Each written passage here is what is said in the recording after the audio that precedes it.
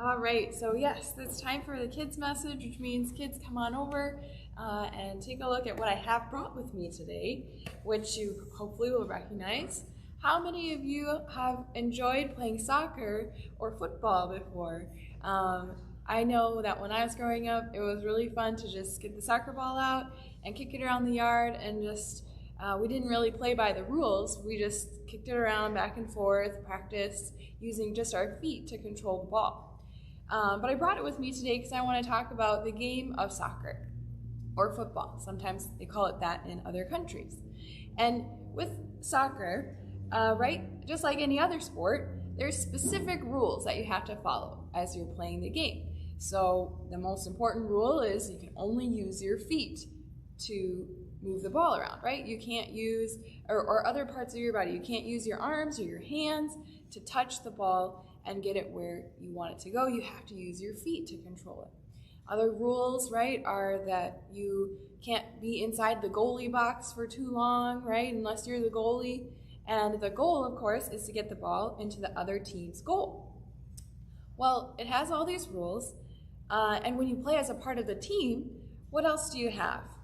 You have your team members that support you, pass the ball back and forth, try to get it around the other team players, and you have your coach, right?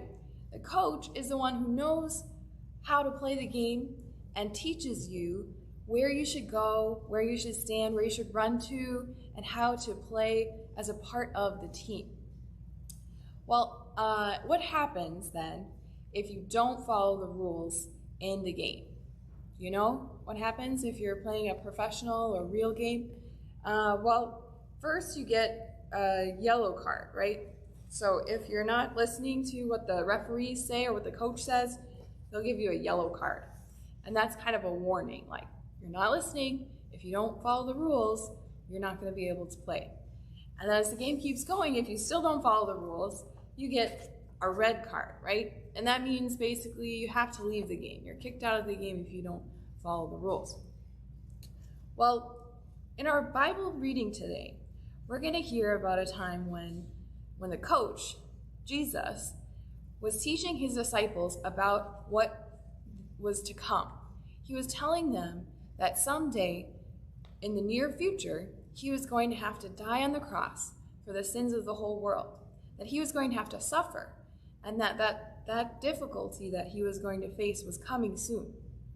And one of his disciples, the same disciple we talked about last week, Peter, who was confident in knowing who Jesus was and following Jesus, he went against the coach. He went against him and he said, I don't think that's going to happen. I don't think we should do it that way. There's got to be a better way, coach. There's got to be a better way, Jesus. Let's not have you suffer. Let's not have you die. And what did Jesus say to him?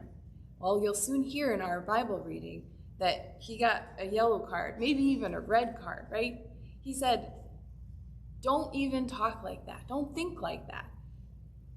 I'm the coach and I know what's to come, and I know that this is the best thing for you, and not only you, but for the whole world.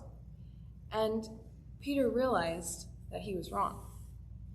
So as we read this Bible reading, we sometimes find ourselves in the shoes of Peter, where we think we know what's best. We think we know how to play the game better than the coach knows how to teach us to play. And we want to remember who our coach is, that Jesus is in control, that God knows what's best for us.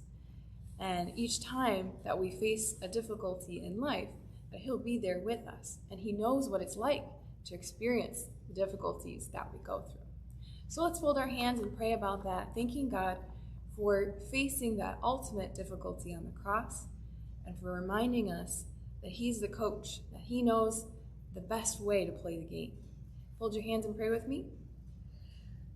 Dear Lord, thank you so much for sending your son Jesus to be our coach, to be our leader, to teach us how to live our lives, how to play the game, and how to ultimately reach the goal. We look forward to the day when we can be with you and share in your glory in heaven. But Lord, until then, help us to know what to do, what to say, how to help our neighbor, and how to be your disciple. In your name we pray.